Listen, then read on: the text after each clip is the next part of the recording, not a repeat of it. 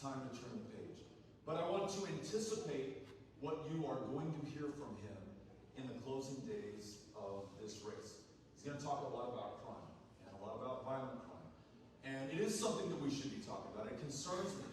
Violent crime is on the rise in Texas. In fact, since he became governor, homicides, the most violent kind of crime, are up 50% in the state of Texas.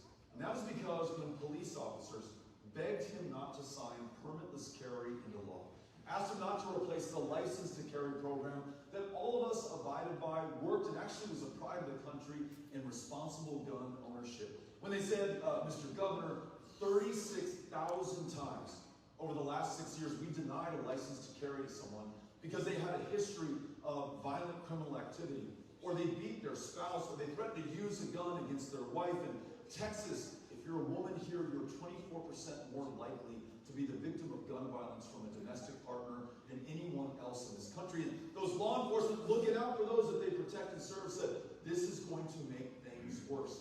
Governor turned his back on them, turned his face towards the NRA, signed that bill into law. Gun violence through the roof. It's the leading cause of death now for children and teenagers in the state. More cops have been gunned down in Texas than anywhere else in America.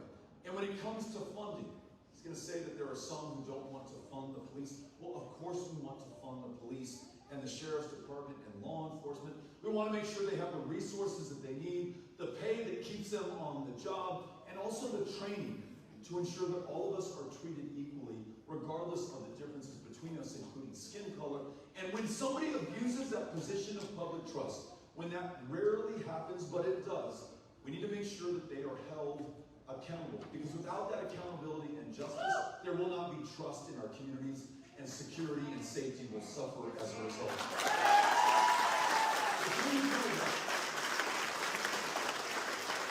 And then this last thing that he's had 8 years to work on, and he's going to be talking about in the closing days of this race, and that is our border with Mexico and immigration to Texas.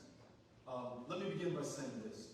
We do have a problem at our border. There are those who will traffic fentanyl into this country, and that fentanyl will kill you in a second.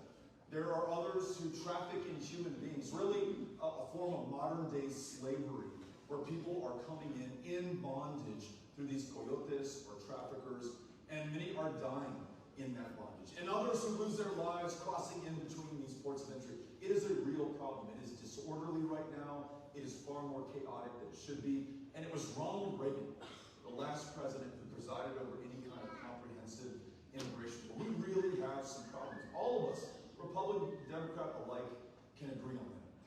But these stunts of sending migrants on buses to D.C. or New York or Chicago, I don't know what you think, I don't think that's fixing anything. That might get you a spot on Fox News, and you get to thump your chest.